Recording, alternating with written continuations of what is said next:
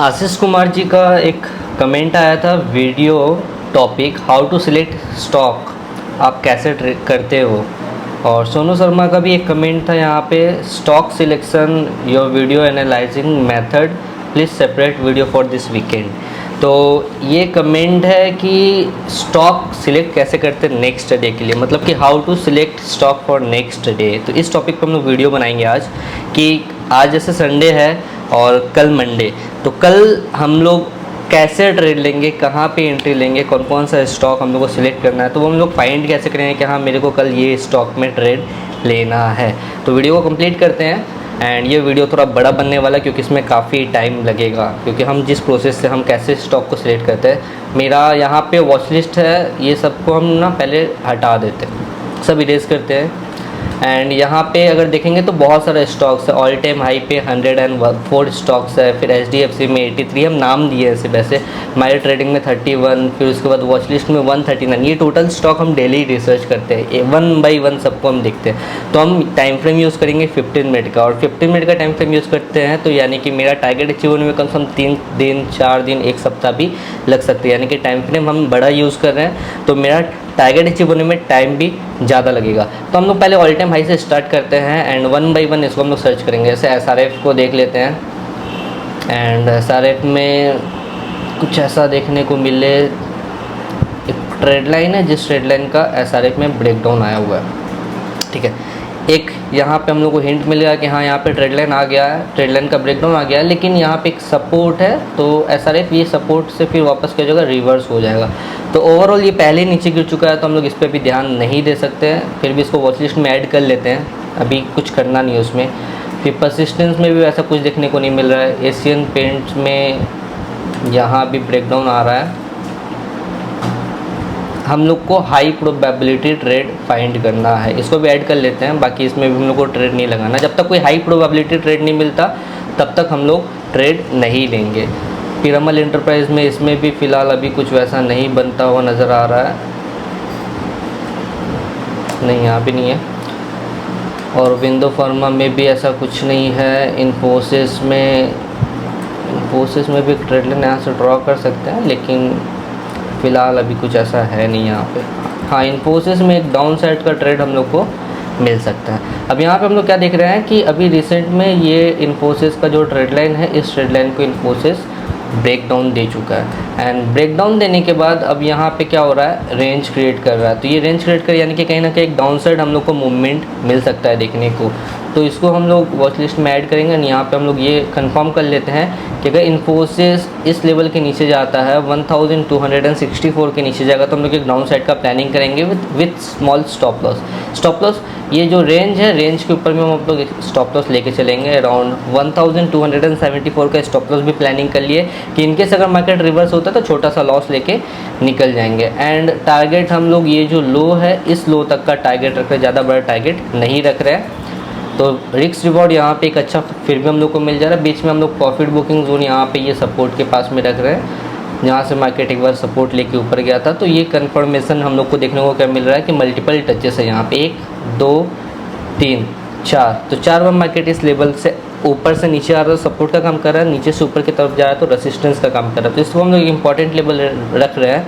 तो इन्फोसिस में हम लोग का एंट्री बन रहा है 1264 के नीचे, अगर इसके नीचे जाएगा तो हम लोग सेल करेंगे।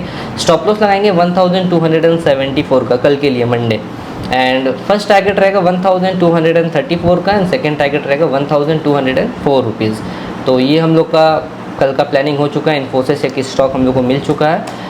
और हम लोग देखते हैं टाटा एक्साइल में ऐसा कुछ नहीं है, बर्जर पेंट्स में ऐसा कुछ नहीं है, बायोकॉन में ऐसा कुछ नहीं। अब हम कैसे बोल रहे हैं कि ऐसा कुछ नहीं, क्योंकि अगर बायोकॉन को भी देखेंगे तो ये यहाँ पे ये इसका सपोर्ट जोन है, तो डाउन साइड में हम लोग को कुछ मिलने वाला है नहीं, और ऊपर में रेसिस्टेंस है, इसके बीच में ही फंसा हुआ है। तो कहीं ना कहीं हम लोग को साइडवेज में जाना नहीं है, तो साइडवेज में मूवमेंट मिलेगा नहीं, इसके बीच में मार्केट फंसा रहेगा, फिर उसके बाद कुछ मिलेगा। तो 3-4 दिन बाद यहाँ पे कुछ देखने को मिलेगा, तब तक तो हम लोग को नहीं कुछ मिल रहा है, तो हम लोग इस पर फोकस अभी नहीं करेंगे। पीडीलाइट इंडस्ट्रीज़ में नहीं, यहाँ भी ऐसा कुछ नहीं है। कजारिया कैरेमिक्स में नहीं है। अपने को फोकस करना है कल के दिन कि कल के दिन कहाँ पर ट्रेड हम लोग को मिल जाएगा। गोदरेज प्रॉपर्टीज़ में कुछ नहीं है, रिलायंस इंडस्ट्रीज़ में कुछ नहीं है, अपोलो हॉस्पिटल में भी कुछ नहीं है, हेवल्स में नहीं, कुछ नहीं है, आईजीएल में ऐसा कुछ नहीं है, आईसीआईसी लैम्बोर्ड में कुछ नहीं है, ग्रीनवेल में नहीं है कुछ। ब्रिगेड इंटरप्राइज में एक सपोर्ट का ब्रेकडाउन आ रहा है, लेकिन अभी फ़िलहाल ये ब्रेक करेगा नहीं, ये कहीं ना कहीं यहाँ से रिवर्स हो जाएगा अपसाइड के लिए। तो इसमें भी हम लोग को फोकस नहीं करना है, प्रॉम्प्टम्स में भी नहीं करेंगे कोई फोकस, डाबर में भी नहीं करेंगे, एल्केम लैब्स में भी नहीं करेंगे, महिंद्रा एंड महिंद्रा में भी नहीं है कुछ, बजाज इलेक्ट्रिक्स में नहीं है, रिलैक्सो फुटवेयर्स में भी नहीं है कुछ। डीएलएफ में एक डाउन साइड का हम लोग को यहाँ ट्रेड बनता हुआ नज़र आ रहा है कि ये गिर सकता है। यहाँ से एक ट्रेड लाइन हम लोग यहाँ से ऐसे ड्रॉ कर रहे हैं, जिस ट्रेड लाइन से ये सपोर्ट लेके डीएलएफ ऊपर की तरफ जा रहा है। एंड अगर यहाँ पे देखेंगे तो मार्केट एक बार सपोर्ट लेके ऊपर की तरफ गया, वापस नीचे की तरफ गिरा। अब ये जो यहाँ से नीचे गिरा, इसका रीज़न क्या है? यहाँ पे प्रीवियस में इसका रेसिस्टेंस है। तो मेरे को क्या समझ में आ रहा है कि डीएलएफ रेसिस्टेंस को फेस कर रहा है, रेसिस्टेंस के ऊपर डीएलएफ नहीं जा पा रहा। तो हम इसको क्या क्या वॉच लिस्ट में ऐड कर लेंगे, इस पर नज़र रखेंगे कि अगर ब्रेकडाउन आता है इस लेवल के नीचे, ये जो लो है, अगर इस लो के नीचे अगर आता है तो हम एक छोटा सा स्टॉप लॉस लेके यहाँ पे रिस्क लेंगे। तो 483 रुपीज़ 85 पैसा के नीचे अगर डीएलएफ आता है तो हम इसको सेल करेंगे। स्टॉप लॉस लगाएंगे 489 रुपीज़ 70 पैसा का। एंड टारगेट जहाँ से ट्रेड लाइन हम लोग ड्रॉ किए वहाँ तक का हम लोग टारगेट लेके चलेंगे। ये अपना फाइनल टारगेट है। डीएलएफ यहाँ तक हम लोग को गिरता हुआ नज़र आएगा। बीच में प्रॉफिट बुकिंग जोन हम लोग रख लेते हैं। यहाँ पर प्रॉफिट बुकिंग आएगा, जो सबसे पहला सपोर्ट है यहाँ पे, ये इसको हम लोग फर्स्ट टारगेट मान के चलेंगे। तो डीएलएफ का भी हम लोग को ये स्टॉक मिल गया कल के लिए। हम लोग का डीएलएफ में एंट्री बनेगा 483 रुपीज़ 85 पैसा के नीचे में। स्टॉप लॉस लगाएंगे 489 रुपीज़ 70 पैसा। इनकेस मार्केट रिवर्स होता है, ये रेसिस्टेंस अगर इसके ऊपर गया तो हम लोग एग्जिट ले लेंगे, जो भी छोटा लॉस होगा। और फर्स्ट टारगेट रहेगा 471 रुपीज़ 75 पैसा का। एंड सेकंड टारगेट रहेगा 454 रुपीज़ का। ठीक है, तो डीएलएफ भी हम लोग इसको क्या करते हैं, ऐड कर लेते हैं अपने वॉच लिस्ट में। कल हम लोग इसको देखेंगे। एंड वापस मुथूट फाइनेंस को देखते हैं। मुथूट फाइनेंस में भी ऐसा कुछ नहीं है, ब्रिटानिया में भी कुछ नहीं है ऐसा, अल्ट्राटेक केमको में भी कुछ नहीं है, अदानी ग्रीन में भी नहीं है कुछ ऐसा, नेस्ले इंडिया में भी नहीं है कुछ, हिंद जिंक में भी नहीं है, इंडसलैंड बैंक में भी नहीं है, वेदांता में भी नहीं है, डॉक्टर रेड्डी में भी नहीं। अब मेरे को ना ये करते करते आदत हो गया है ना, तो मेरे को ज़्यादा टाइम नहीं लगता है, तो हम फटाफट देखते जाते हैं, देखते हमको समझ में आ जाता है कौन सा कहाँ पे होने वाला। आप लोग को हो सकता है टाइम लगेगा स्टार्टिंग स्टेज में ऐसे ढूंढने में, क्योंकि थोड़ा ये कन्फ्यूज़न स्टेज भी आता है बहुत लोगों के लिए। बट जैसे जैसे आप करते रहेंगे, मेरे को स्टार्टिंग में ये करने में अप्रॉक्स 3-4 घंटा लग जाता था, लेकिन अभी करते करते हैबिचुएट हो चुके हैं। एंड एसीसी में भी हम लोग को एक यहाँ पे ट्रेड मिलने का अपॉर्चुनिटी दिख रहा है कि इसमें एक ब्रेकडाउन का उम्मीद है, क्योंकि एसीसी का एक ट्रेड लाइन हम लोग यहाँ से ड्रॉ कर रहे हैं। एंड एसीसी सीमेंट को, अगर एसीसी लिमिटेड को देखेंगे तो ये एक रेसिस्टेंस को भी फेस करना स्टार्ट कर चुका है। ये इसका क्या है, रेसिस्टेंस जोन है। एंड हम लोग एंट्री ले सकते हैं, जो डे का लो है ना, इस लो के अगर नीचे आता है एसीसी तो एक सेलिंग प्रेशर यहाँ पे देखने को मिल जाएगा। तो हम लोग यहाँ पे डाउन साइड का प्लानिंग कर सकते हैं कि अगर एसीसी 1820 रुपीज़ के नीचे जाएगा तो हम लोग इसको सेल करेंगे। एंड स्टॉप लॉस लगाएंगे ठीक रेसिस्टेंस के ऊपर, जो हाई है रेंज के ऊपर में स्टॉप लॉस रख देंगे। 1848 रुपीज़ का स्टॉप लॉस रख रहे हैं, और जहाँ से ट्रेड लाइन स्टार्ट किए थे ठीक वहीं तक का अपना फाइनल टारगेट रखेंगे। 1708 रुपीज़ का टारगेट है। बीच में प्रॉफिट बुकिंग जोन देख लेते हैं कहाँ पे प्रॉफिट बुकिंग आ सकता है। तो यहाँ पे मेरे को एक इंपॉर्टेंट लेवल नज़र आ रहा है, ये जो हाई है, ये इस जगह पे हम लोग अपना क्या कर रहे हैं, फर्स्ट टारगेट रख रहे हैं। एंड इवन देखेंगे जो हम लोग फर्स्ट टारगेट के लिए जो रेसिस्टेंस, मतलब हम लोग जो टारगेट पॉइंट रखे हैं, यहाँ पे देखेंगे तो बार बार मार्केट ये जगह से सपोर्ट ले रहा है। तो ये गिरने के बाद में भी यहाँ पे प्रॉफिट बुकिंग एक बार दिखा सकता है। तो अपने को एसीसी लिमिटेड भी मिल गया, जिसका एंट्री लेवल बन रहा है 1820 के नीचे में। स्टॉप लॉस रहेगा 1848 का। फर्स्ट टारगेट रहेगा 1790 एंड सेकेंड टारगेट रहेगा 1708।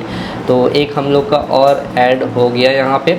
एंड आगे और देखते हैं। बजाज ऑटो में कुछ खास नहीं है, डिविस लैब में कोई खास नहीं है, रसोरी में कुछ खास नहीं है, अतुल में भी नहीं है कुछ, डी लाइट इंडस्ट्रीज में भी कुछ नहीं है। इवन हम जो ट्रेड देते हैं वो सब ट्रेड भी आप लोगों को यहाँ पे दिख जा रहा होगा कि कोई काम किया है कि नहीं किया, अच्छे से कैसे परफॉर्मेंस दिखाया है।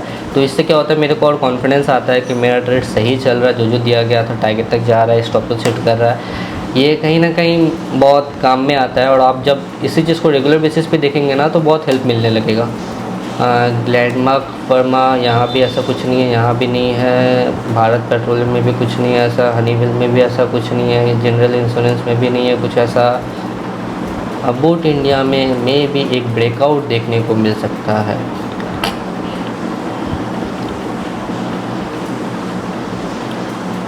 ये अबाउट इंडिया में हम लोग ट्रेड लाइन ड्रॉ किए, जिस trade line say about India bar bar reject हो जा रहा है। और हम यहाँ पे ऐसा क्यों सोच रहे कि ब्रेकआउट दे सकते हैं, यहाँ पे देखिए ये रेंज क्रिएट कर रहा है ना, रेसिस्टेंस है और रेसिस्टेंस से पहले रेंज क्रिएट कर रहा है। तो यहाँ पे हम लोग एक अप साइड का उम्मीद कर सकते हैं, और वो भी क्या बड़ा टारगेट यहाँ पे लाइन चार्ट में कर लेंगे।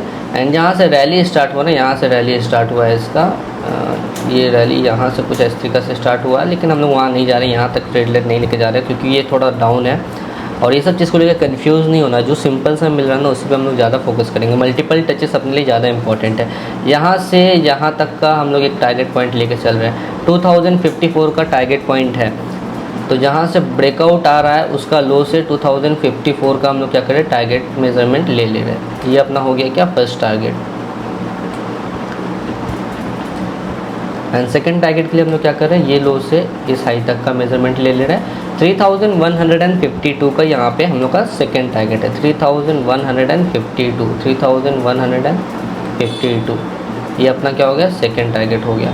तो अब अबाउट इंडिया में हम लोग को वेट करना है, संग ट्रेड नहीं लेना है, वेट करना है कि अबाउट इंडिया तो 21,934 के ऊपर चले जाए। अगर उसके ऊपर जाता ना तो ये रेसिस्टेंस का ब्रेकआउट आ जाएगा। एंड जो लो है वो लो को हम लोग स्टॉप लॉस लगा देंगे, 21,409 का स्टॉप लॉस बनेगा। एंड फर्स्ट टारगेट आप लोग को पता चल ही चुका है, क्या फर्स्ट टारगेट है अपना 23,558 का फर्स्ट टारगेट है। एंड सेकेंड टारगेट रहेगा 24,681। अब यहाँ पे एक चीज़ इंपॉर्टेंट शेयर करना चाहता है जो बहुत काम का चीज़ है, कि मेरा यहाँ पे जो टारगेट है ये इसके हिसाब से आ रहा है, मेजरमेंट के हिसाब से। और हम जैसे हमेशा हर वीडियो में बोलते हैं कि सपोर्ट एंड रेसिस्टेंस सबसे ज़्यादा स्ट्रॉन्ग है, तो हम ये फर्स्ट टारगेट को यहाँ पे नहीं रखेंगे, फर्स्ट टारगेट को हम ये अपना रेसिस्टेंस के पास में रखेंगे। ये जो रेसिस्टेंस है ये ज़्यादा स्ट्रॉन्ग है उसके मुकाबले, तो मे भी यहाँ पे मार्केट में प्रॉफिट बुकिंग देखने को मिलेगा। तो हम उतना ऊपर फर्स्ट टारगेट को नहीं रखना, हम अपना फर्स्ट टारगेट को रेसिस्टेंस लेवल के पास में रख रहे हैं। तो रेसिस्टेंस लेवल कहाँ पे आ रहा है हम लोग का, 23,128। तो ये अपना क्या बन जा रहा है, फर्स्ट टारगेट बन जा रहा है। तो अबाउट इंडिया भी हम लोग को मिल गया एक ट्रेड। एंड और देखते हैं, ये हो गया, वॉच लिस्ट खत्म हो गया। हम लोग टोटल 104 स्टॉक अभी तक में रिसर्च के, जहाँ से हम लोग को 3-4 स्टॉक मिल चुका है। एंड HDFC अभी इसको देखते हैं, इसमें हम लोग रिसर्च करना स्टार्ट करते हैं। HDFC में कुछ वैसा खास, ICICI बैंक में ऐसा कुछ नहीं मिल रहा है, एक्सिस बैंक में ऐसा कुछ नहीं मिल रहा है, बाटा इंडिया में ऐसा कुछ नहीं मिल रहा है, ITC में ऐसा कुछ नहीं मिल रहा है, सन फर्मा में ऐसा कुछ नहीं मिल रहा है, टोरेंट फर्मा में कुछ नहीं मिल रहा है। कमेंट करके ज़रूर से बताइएगा कि दिमाग में घुस रहा है कि सब ऊपर ऊपर जा रहा है, क्योंकि हम बहुत जल्दीबाजी में कर रहे हैं, वीडियो को ज़्यादा बड़ा नहीं बनाते। इतना सारा स्टॉक रिसर्च करने में बहुत टाइम लग जाएगा, क्योंकि अदानी पोर्ट में भी ऐसा कुछ नहीं मिल रहा है, अंबुजा सीमेंट में भी ऐसा कुछ नहीं है, TCS में यहाँ पे रिटेस्ट में एक एंट्री मिलता लेकिन निकल चुका है, तो ये ट्रेड हम लोग देखेंगे नहीं, क्योंकि यहाँ पे इसका सपोर्ट है। एंड मे बी ये सपोर्ट से मार्केट वापस TCS ऊपर की तरफ जाने का कोशिश करे, तो हम लोग यहाँ पे दिमाग अभी नहीं लगा सकते। हम लोग हाई प्रोबेबिलिटी की तरफ ज़्यादा नहीं है। गुजरात GNFC में यहाँ पे ब्रेकडाउन आ चुका है, तो यहाँ पे भी हम लोग कुछ नहीं कर सकते, ट्रेड निकल चुका हाथ से। कॉनकर में भी कुछ नहीं है, लुपिन में भी कुछ नहीं है, कावेरी सीड में भी ऐसा कुछ नहीं है, HDFC बैंक में अभी रेंज में ही है, मे बी इसके भीतर में ट्रेड करेगा, साइडवेज चल जाएगा HDFC bank. And HDFC bank को अगर देख के क्या समझ में आ रहा है, HDFC बैंक अगर साइडवेज है तो बैंक निफ्टी थोड़ा बहुत साइडवेज जाने का कोशिश करेगा। बैंक निफ्टी का स्ट्रक्चर देख के कंफर्म करेंगे, ऐसे बात पे नहीं जाना है। मार्केट जैसे बिहेव करेगा हम लोग उसके हिसाब से काम करेंगे। गोदरेज कंज्यूमर में भी कुछ नहीं है, भारत इलेक्ट्रॉनिक में भी कुछ नहीं है, क्यूक्यूमेंस इंडिया में भी कुछ नहीं है, रेडिको में भी कुछ नहीं है, बोस लिमिटेड में भी कुछ नहीं है, लैंडमार्क में भी कुछ नहीं है, लजन एंड टर्बो कुछ नहीं है, सीएट लिमिटेड कुछ नहीं है, यहाँ पे UPL में भी कुछ नहीं है, मैक्स फाइनेंशियल सर्विस में नहीं है, रैमको सीमेंट में भी नहीं है कुछ, एंड ग्रासिम में एक ट्रेड हमको बनता हुआ नज़र आ रहा है, लेकिन फ़िलहाल थोड़ा कमज़ोर है। ये ट्रेड लाइन हम लोग कुछ इस तरीक़े से यहाँ पर ड्रॉ कर सकते हैं। एंड मे भी ज़्यादा नीचे नहीं गिरेगा, यहाँ से सपोर्ट लेके वापस ऊपर जाएगा, तो इसको ध्यान नहीं देते हैं। सेंचुरी प्लाई रेसिस्टेंस तो फेस कर रहा है, बट फ़िलहाल वॉच लिस्ट में रखते हैं इसको, अगर कुछ दिखा तो ट्रेड लेंगे, वरना नहीं। कुछ इस तरीके से डाउनफॉल का ही यहाँ से उम्मीद है, लेकिन अभी इसको हाई प्रोबेबिलिटी में हम लोग काउंट नहीं करेंगे, क्योंकि इससे अच्छा हम लोग को स्टॉक पहले मिल चुका है, तो हम लोग उस पर ज़्यादा ध्यान देंगे, इस पर उतना ध्यान नहीं देंगे। सारा चीज़ को हम लोग प्रोबेबिलिटी से कंपेयर करेंगे। ये लो प्रोबेबिलिटी है, वो सब स्टॉक जो देखे वो हाई प्रोबेबिलिटी है। एंड में फिर हम बताएंगे कि कौन सा में मेरे को ट्रेड लेना चाहिए, क्योंकि हम लोग सब स्टॉक में तो ट्रेड नहीं ले सकते हैं ना, तो जो अपने लिए बेस्ट होगा हम लोग उसको ज़्यादा प्रेफर करेंगे। जेल इंडिया में भी कुछ नहीं है, इंडिको में भी कुछ नहीं है, अदानी टोटल गैस में नहीं है, इनको एज में कुछ नहीं है, HDFC एसेट्स में कुछ नहीं है, बजाज होल्डिंग में नहीं है कुछ, यूनाइटेड स्पिरिट में नहीं है, गुजरात गैस में नहीं है, IDFC में नहीं है, AU बैंक में नहीं है, IDBI बैंक ये निकल चुका है, ट्रेड ऑलरेडी एक्टिव हो चुका है, एस्ट्रल लिमिटेड में नहीं है, ABB में नहीं है, टाटा कम्युनिकेशन में भी नहीं है कुछ, आदित्य बिरला में भी कुछ नहीं है, वर्लपूल में भी कुछ नहीं है, ट्रेंट लिमिटेड में कुछ नहीं है, दलमिया भारत में भी कुछ नहीं। तो समझ में आ रहा होगा कितना मेहनत करना पड़ता है स्टॉक ढूंढने के लिए। तो ये हम हर दिन डेली इसी तरीक़ा से स्टॉक को रिसर्च करते हैं। VBL में स्प्लिट होने वाला है, जिसके भी पास VBL का होल्डिंग होगा, वरुण बेवरेज का, एक क्वांटिटी होगा तो 2 क्वांटिटी में बदल जाएगा और VBL का प्राइस आधा हो जाएगा।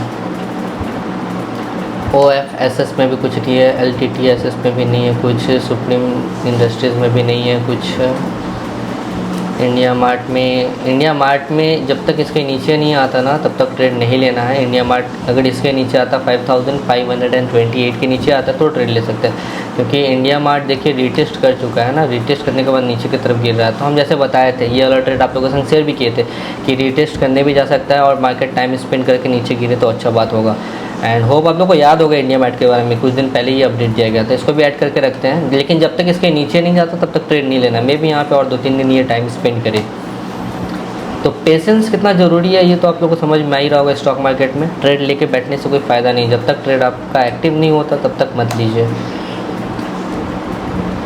इक्का लैब में कुछ नहीं है, कोरोमंडल में कुछ नहीं है, बायर्स क्रॉप्शंस में नहीं है कुछ, धनी में नहीं है कुछ, आरती इंडस्ट्रीज़ में नहीं है, निपॉन लिमिटेड में नहीं है, जेके सीमेंट्स में नहीं है, इमामी लिमिटेड में नहीं है, ट्यूब इन्वेस्टमेंट में नहीं है, टोरेंट पावर में भी नहीं है कुछ, क्रिसिल लिमिटेड में नहीं है, आदित्य बिरला में कुछ नहीं है, जुबिलेंट में नहीं है कुछ, SKF इंडिया में नहीं है, अंबर एंटरप्राइज में नहीं है, अशोक लेलैंड में नहीं है कुछ, BPCL में नहीं है कुछ, लिंक इंडिया में नहीं है कुछ, ब्लू डॉट में नहीं है कुछ। ब्लू डॉट का टारगेट अचीव हो गया, ब्लू डॉट अच्छा पैसा बना के दे दिया लोगों को। डिक्सन में नहीं है कुछ, सिटी यूनियन बैंक में नहीं है कुछ, ICICI बैंक। अब हम लोग फिर ऊपर आ गए, ये भी ख़त्म हो गया। 83 स्टॉक हम लोग फिर से ख़त्म कर लिए। अब आते हैं माई ट्रेडिंग वाली वॉच लिस्ट में। बस हम नाम रखे हैं, ऐसा कुछ है नहीं, बस नाम रखते हैं और उसमें ऐड किया हुआ है। ये मेरा वॉच लिस्ट बहुत पहले का बनाया हुआ है, मतलब बैकटॉक्स हम जब से स्टॉक मार्केट में आए हैं, मेरे को जो भी हाई वॉलेटाइल स्टॉक मिलता है हम अपने वॉच लिस्ट में ऐड कर लेते हैं उसको। कोरोमंडलम में नहीं है कुछ, JK लक्ष्मी सीमेंट में नहीं है कुछ, अदानी ट्रांसमिशन में नहीं है कुछ, कोलगेट में स्टॉप लॉस हिट हो गया, हाई प्रोबेबिलिटी नहीं था, गया ये। फिर इसके बाद SBI लाइफ में नहीं है कुछ, इंडियन ऑयल कॉरपोरेशन में नहीं है कुछ, लॉरस लैब में नहीं है, प्रीजर्स में नहीं है कुछ, फोर्टिस लिमिटेड में नहीं है, LIC का ट्रेड एक्टिव हुआ, ये अपना टारगेट की तरफ जा रहा है। एकदम सिंपल ट्रेड था, रेसिस्टेंस था, ट्रेड लाइन का सपोर्ट था, सपोर्ट टूटा, मार्केट गिरना स्टार्ट। ये जो लो है यहाँ तक अपना प्रॉफिट बुकिंग आता है, बट हम लोग यहाँ पे इम्पॉर्टेंट लेवल के हिसाब से फर्स्ट टारगेट रखे। और देखते हैं आगे, अजंता फार्मा में नहीं है, ग्रास न्यूज़ में भी नहीं है, पॉलीकैब में भी नहीं है, यूनियन बैंक में भी नहीं है, फेडरल बैंक में भी नहीं है, GRM एयरपोर्ट में भी नहीं, इंडियन बैंक में भी नहीं है, ओबेरॉय रियलिटी में नहीं है, बलराम चीनी में नहीं है, निफ्टी 50 आ गया। ये भी ख़त्म हो गया। अब लास्ट अपने पास बचा है वॉच लिस्ट, जिसको हम लोग नाम दिए हैं, एंड यहाँ पे कुछ शेयर्स है, ये ख़त्म हो जाएगा, मतलब अपना वॉच लिस्ट का काम ख़त्म। देखते हैं यहाँ पे 1-2 स्टॉक और मिल जाए तो बहुत अच्छा बात रहेगा, वरना जो भी स्टॉक मिला अपने लिए बहुत है। 1 या 2 आपको अगर ट्रेड मिल जाता है अच्छा सा तो फिर कोई टेंशन नहीं है। मेरे को 3-4 ट्रेड ऑलरेडी मिल चुका है तो डर नहीं है अब। और ये हर दिन मिलता है, ऐसा नहीं है, क्योंकि मार्केट मूवमेंट करता रहता है, कोई ना कोई स्टॉक अपने हिसाब से आपके जगह पे आ जाता है। तो हम हर दिन इसी तरीक़े से सर्च करते हैं आप लोगों के लिए। कमेंट करके ज़रूर से बताइएगा कि वीडियो देखे कैसा लग रहा है। एंड एच मोटर में कुछ नहीं है, गैलेक्सी में कुछ नहीं है, ग्रेट ईस्टर्न में नहीं है, इसमें भी नहीं है। HDFC लाइफ इंश्योरेंस थोड़ा कमज़ोर लग रहा है, इसमें ब्रेकडाउन देख सकते हैं हम लोग। अगर इस लो को ये ऊपर जाके नीचे गिरता है तो यहाँ पे हम लोग ना फॉल का उम्मीद कर सकते हैं।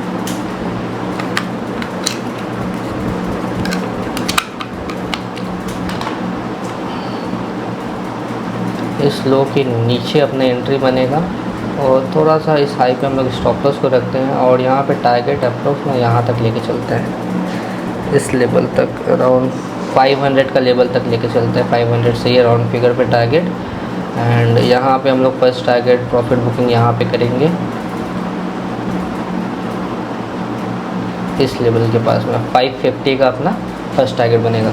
तो HDFC लाइफ इंश्योरेंस में भी हम लोग ट्रेड ले सकते हैं। थोड़ा सा देखिएगा, वेट कीजिएगा कि यहाँ पे प्रॉपर, इसको हटाते हैं पहले, कि यहाँ पे प्रॉपर ब्रेकडाउन आए, ऊपर जाके थोड़ा ना नीचे की तरफ गिरे तो छोटा स्टॉप लॉस लगा के हम लोग यहाँ एंट्री ले सकते हैं। एंट्री बनेगा 576 रुपीज़ 90 पैसा के नीचे, स्टॉप लॉस रहेगा 591 रुपीज़ 85 पैसा, फर्स्ट टारगेट रहेगा 549 रुपीज़ 65 पैसा एंड सेकेंड टारगेट रहेगा 500 रुपीज़ 500.75 पैसा का।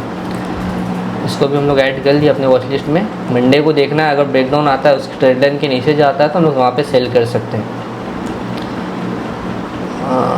हिंदुस्तान यूनिलीवर गया, इसको डिलीट करते हैं। अब ये डिविडेंड देने वाला 22 रुपये का, ऐसे क्या है ना, सब चीज़ का खबर लग जाता है कि कौन सा स्प्लिट होने वाला है, कौन डिविडेंड देने वाला है, इजी हो जाता है। जिंदल स्टील उतना अच्छा था नहीं, ये गिर गया वापस से। एंड KBRL ऐसा कुछ नहीं है। यहाँ भी LNT में एक डाउनफॉल का हम लोग उम्मीद करेंगे, यहाँ से कुछ इस तरीक़ा से। एंड यहाँ पे हम लोग एक छोटा स्टॉप लॉस लगा कर ट्रेड लेने का मौका मिलेगा। स्टॉप लॉस पे हम लोग ज़्यादा ध्यान देंगे, तो ये हाई हम लोग का स्टॉप लॉस का काम करेगा। एंड 104 रुपये 60 पैसा जो कि प्रीवियस डे का लो है, उसके नीचे अगर आता है तो सेलिंग प्रेशर देखने को मिलेगा। और टारगेट ये नहीं कि यहाँ से ट्रेड लाइन स्टार्ट किया है तो बड़ा टारगेट का उम्मीद करेंगे, ज़्यादा बड़ा टारगेट का उम्मीद हम लोग यहाँ पे नहीं कर रहे हैं। रिस्क रिवॉर्ड 1:2 1:3 का लेके निकल जाएंगे। एंड फर्स्ट टारगेट हम लोग 100 रुपीज़ पे रख रहे हैं। तो एंट्री बन रहा है LNT फाइनेंस एंड होल्डिंग का 104 रुपये 60 पैसा के नीचे, स्टॉप लॉस रहेगा 106 रुपीज़ 80 पैसा का, फर्स्ट टारगेट रहेगा 100 रुपये 60 पैसा एंड सेकेंड टारगेट रहेगा 94 रुपीज़ 30 पैसा। इसको भी हम लोग ऐड कर लिए। मंडे को अगर ऐसा हुआ तो ट्रेड लेंगे, वरना स्किप कर देंगे। जो ना समझ में उसको स्किप कर देना है, ज़बरदस्ती उसमें नहीं जाना अपने को। नेशनल नीम में भी कुछ नहीं है, नारायण में भी कुछ नहीं है, पावर इंडस्ट्रीज में भी कुछ नहीं है, रेमंड्स में भी निकल चुका है, ट्रेड लाइन का ब्रेकआउट आया।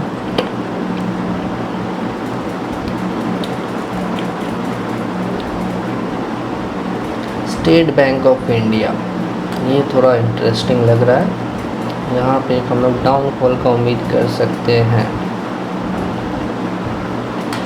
तो लाइन चार्ट का हेल्प ले लेते हैं।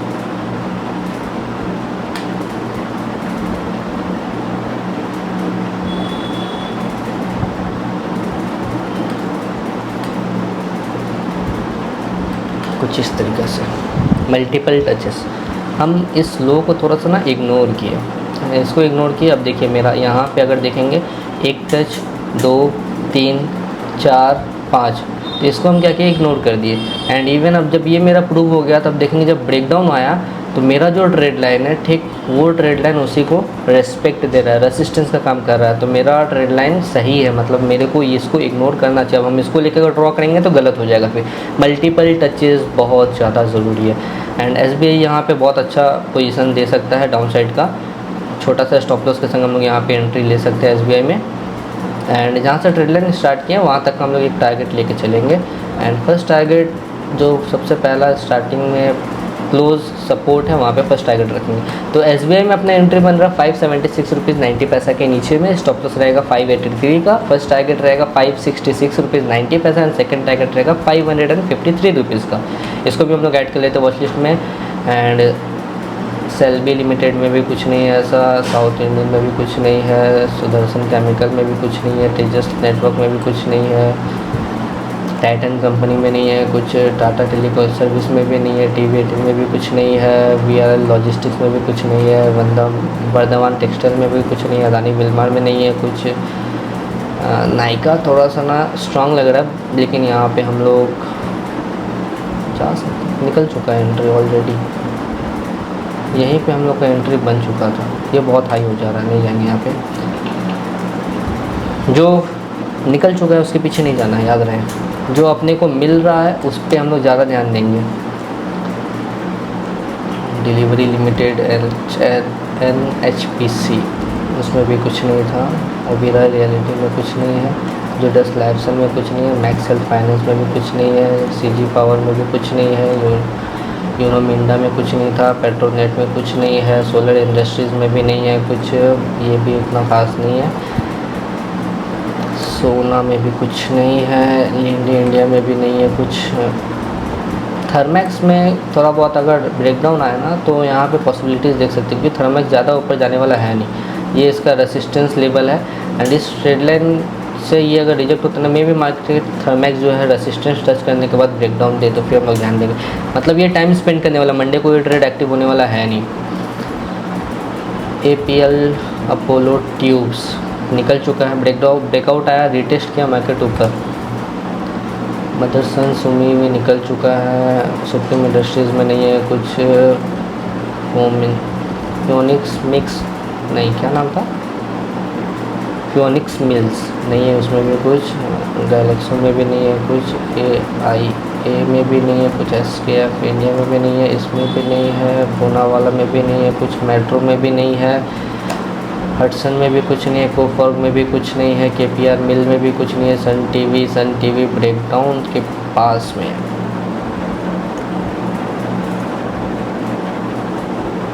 नहीं, सपोर्ट लेके ऊपर चल जाएगा।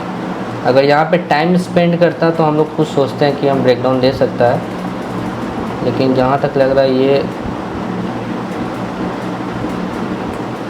सपोर्ट लेके ऊपर की तरफ चला जाए, तो हम लोग ध्यान नहीं देंगे यहाँ पे इतना भी। प्रेस्टीज में भी कुछ नहीं है, क्लीन साइंस में भी कुछ नहीं है, JF में भी कुछ नहीं है, फाइन ऑर्गेनिक में भी कुछ नहीं है। आवास में ट्रेड निकल चुका है, अगर ये पहले मिलता तो हम लोग सोचते भी कुछ, इसमें ऑलरेडी ब्रेकडाउन दे चुका है एंड गिर रहा है। निकला हुआ ट्रेड में हम लोग नहीं जाएंगे, जंप नहीं करना है कहीं भी। अजंता फार्मा में भी नहीं है, कुछ स्टॉक एक दो बार वापस रिपीट हो जा रहे हैं यहाँ पे। हमको जब मिलता है हम थोड़ा वॉच लिस्ट को सजाते हैं, कोशिश करते हैं, बट इतना टाइम नहीं मिल पाता तो उसमें थोड़ा गड़बड़ हो जाता है। हिताची इंडस्ट्री मतलब एनर्जी, ये निकल चुका है ट्रेड दिया हुआ था टेलीग्राम में भी ये ट्रेड दिया हुआ है, निकल चुका है ये ट्रेड, अब हम लोग यहाँ नहीं देख सकते। आगे और देखते हैं, अपोलो टायर्स में भी कुछ नहीं है, एसआई इंडिया गैस में निकल चुका है, ये भी नहीं है, ये भी नहीं है, ये भी नहीं है, ये भी नहीं है, भारत में भी कुछ नहीं है, कैंपस में भी कुछ नहीं है, हैप्पीएस्ट माइंड्स में नहीं है, IIFL निकल चुका है, IBF निकल चुका, नहीं था उसमें कुछ, JB केमिकल्स निकल चुका है। TTK प्रेस्टीज आप लोगों के संग शेयर किया गया था, जो लेवल हम लोग ड्रॉ किए थे रेसिस्टेंस, देखिए उसी रेसिस्टेंस के पास जाकर होल्ड करा। अब इसके ऊपर जाएगा तो एक बुलिश रैली मिलेगा, वरना वहाँ से थोड़ा टाइम स्पेंड करके फिर ब्रेकआउट देगा। ये तो टाइम स्पेंड करेगा, वो इतना जल्दी ब्रेकआउट नहीं आता है।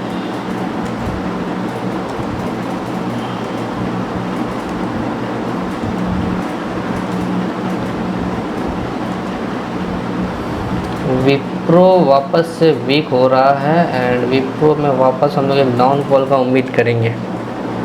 विप्रो गिरेगा, एंड विप्रो का प्रीवियस डे का जो लो है अगर उसको ये नीचे जाता है तो यहाँ पे हम लोग को एक ब्रेकडाउन देखने को मिलेगा, एंड डे हाई पे अपना स्टॉप लॉस रखते हैं। एंड विप्रो ज़्यादा बड़ा नहीं फॉल का उम्मीद करते, यहाँ तक का उम्मीद करते हैं कि विप्रो गिरेगा, एंड इसके बीच में हम लोग प्रॉफिट बुकिंग रख लेते हैं ताकि प्रॉफिट हाथ से ना जाए। कभी भी प्रॉफिट को हाथ से नहीं जाने देना है। ये जो लो है, इस लो के हम लोग क्या कर रहे हैं, अपना प्रॉफिट बुकिंग जोन रख रहे हैं। तो विप्रो लिमिटेड में अपना एंट्री बनेगा 369 रुपीज़ 30 पैसा के नीचे, और जो भी हम लोग कर रहे हैं स्टॉप लॉस के संग कर रहे हैं, तो इसके नीचे एंट्री है, स्टॉप लॉस 400 रुपीज़ 75 पैसा का स्टॉप लॉस रख देंगे। फर्स्ट टारगेट 385 रुपीज़ 90 पैसा का एंड सेकंड टारगेट रहेगा 372 रुपीज़ 70 पैसा। एंड इसको भी हम लोग मंडी के वॉच लिस्ट में रख लेते हैं, इस पर भी हम लोग नज़र रखेंगे। साउथ इंडियन बैंक में नहीं है कुछ, रिलायंस इंडस्ट्रीज़ में नहीं है उतना, HDFC बैंक ऑलरेडी साइडवेज है, UBL में कुछ नहीं है एंड ये भी ख़त्म हो चुका। तो अपने पास टोटल कितना स्टॉक है, ये सारा स्टॉक हम लोग के वॉच लिस्ट में ऐड हो चुका है एंड SRF निकल चुका है, इस पर अब ध्यान देना नहीं है। एशियन पेंट्स समझ में नहीं आ रहा है, इसको इग्नोर कर दिया हम लोग। इन्फोसिस हम लोग को थोड़ा बहुत समझ में आ रहा है, इन्फोसिस में एक डाउनफॉल को उम्मीद करेंगे, है ना। TCS भी थोड़ा बहुत नीचे गिरने की कोशिश में, विप्रो भी नीचे गिरने की कोशिश में, इन्फोसिस भी विप्रो गिरने की कोशिश, मतलब विप्रो भी नीचे गिरने की कोशिश में। इससे हम लोग को क्या समझ में आ रहा है, IT सेक्टर थोड़ा कमज़ोर है, वीक है, यहाँ पे डाउनफॉल का हम लोग उम्मीद कर सकते हैं, लेकिन ज़्यादा नहीं करेंगे, फिर भी मार्केट के हिसाब से हम लोग चलेंगे, जैसा मार्केट डिसाइड करेगा, डिसीजन लेगा वैसे। तो इन्फोसिस उतना हाई प्रोबेबिलिटी में नहीं है, अगर ये और टाइम स्पेंड करता तो अच्छा होता, वरना विप्रो मतलब इन्फोसिस में लग रहा है कि इन्फोसिस थोड़ा बहुत गिरने के बाद वापस रिवर्स हो जाए, तो फर्स्ट टारगेट तक में हम लोग निकल जाने का कोशिश करेंगे। अगर मार्केट गिरता है तो ट्रायल करेंगे हम लोग। DLF थोड़ा ज़्यादा स्ट्रॉन्ग नज़र आ रहा है, अगर थोड़ा और टाइम स्पेंड कर दे तो अच्छा है, वरना अभी हम लोग मतलब DLF को भी उतना हाई परफॉर्मेंस का नहीं देंगे। ACC हम लोग एक हाई परफॉर्मेंस स्टॉक नज़र आ रहा है, अगर ये लो को तोड़ता है तो ACC में एक स्ट्रॉन्ग फॉल देखने को मिलेगा, तो ACC को हम लोग टॉप में रखेंगे, यानी कि अगर ACC एक्टिव होता है तो ACC में हम लोग ट्रेड लगाएंगे, इसको स्किप नहीं करेंगे।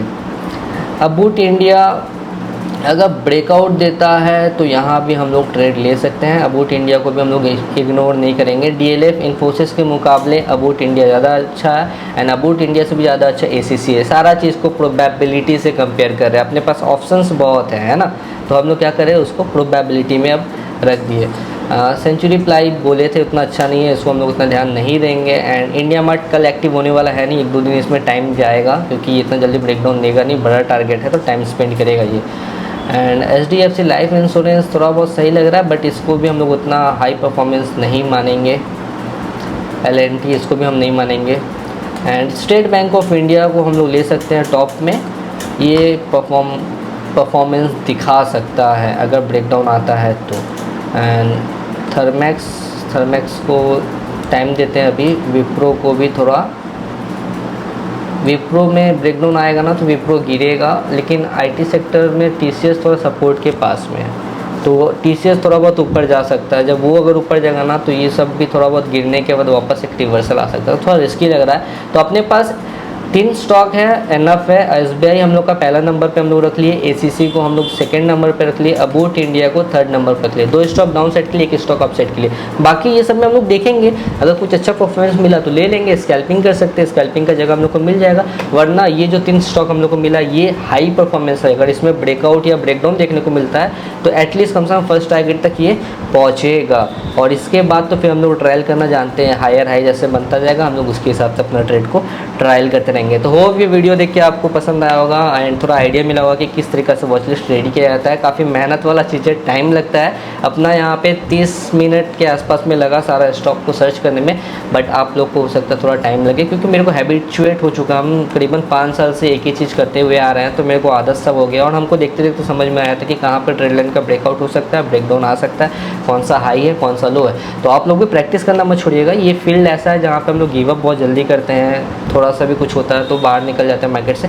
ऐसा नहीं है, ये बहुत टाइम मांगता है, जितना ज़्यादा आप टाइम देंगे यहाँ पे इस फील्ड में आप उतना स्ट्रांग होते जाएंगे।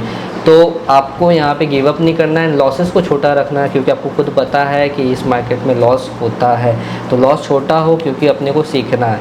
सीखने के बाद फिर अपना क्वांटिटी इंक्रीज कर दीजिए, कोई दिक्कत नहीं आएगा। कमेंट बॉक्स में ज़रूर से बताइए कि इसके बाद वाले वीक में कौन सा हम लोग को टॉपिक पे वीडियो लेके आना चाहिए, एंड ये वीडियो का भी रिव्यू जरूर से दीजिएगा कि ये वीडियो सही में आप लोग के काम में आया या नहीं आया। एंड अगर आया तो लोगों के संग, दोस्तों के संग, फैमिली मेम्बर्स के संग, सबके संग शेयर कीजिएगा, ताकि और भी लोगों तक ये वीडियो पहुँचे एंड अपना लाइफ एंड ट्रेडिंग का फैमिली इसी तरीके से धीरे धीरे ग्रो करता रहे।